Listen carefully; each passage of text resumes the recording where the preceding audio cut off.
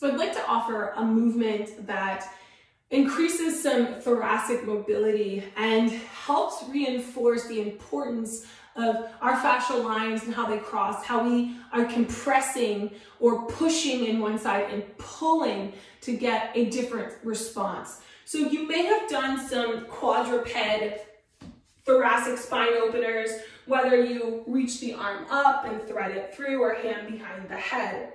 All of these are great exercises, but I want to bring something a little bit different.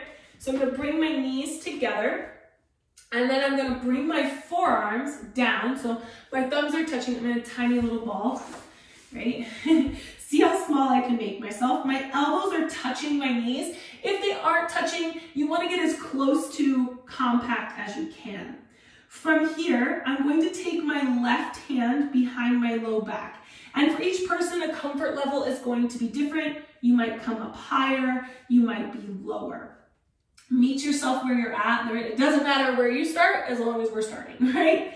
I'm gonna make a gentle fist, just as a reminder to me to not try and bend at the wrist to get the range of motion, but actually have it come from the shoulder blade, which means I actually start to roll onto the knuckle a bit there. So my hand is at my low back or wherever that happens to land. I'm going to press my right elbow into my knee, just gently enough that I start to feel some compression. My right oblique even starts to kick on, my right QL as well.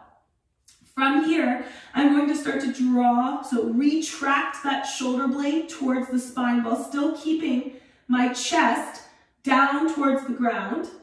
From here, still pressing that right elbow, right knee, I'm going to start to rotate my chest to the right. Keep that compression, keep the compression, keep the compression.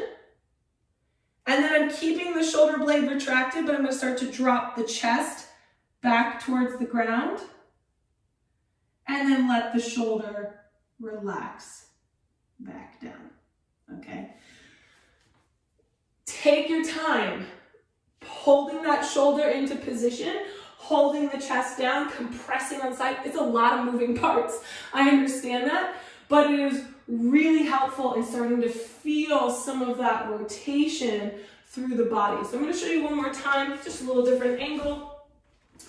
Right arm pressing, right elbow pressing into the right knee. I'm squeezing just enough that I can feel some compression here. Left hand comes behind. I make a gentle fist and I let the shoulder drop in. I'm going to externally rotate that shoulder, squeeze the shoulder blade towards the spine, squeeze, squeeze, squeeze, keeping the chest facing down. And then I'm going to start to rotate my chest open to the left.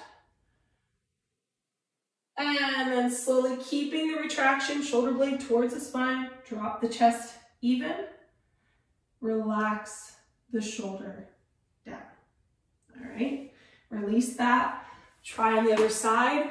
I like to pair that then with the reaching up and thread the needle, dropping the temple down, reaching up and threading the needle. So I like doing both of these because it helps me create a greater awareness around where my pelvis also is as I'm rotating through. And you start to notice how you can open in certain positions a little bit more than others, which gives us a little insight into how much the hip is playing into our rotational movements and how much is actually coming from the spine.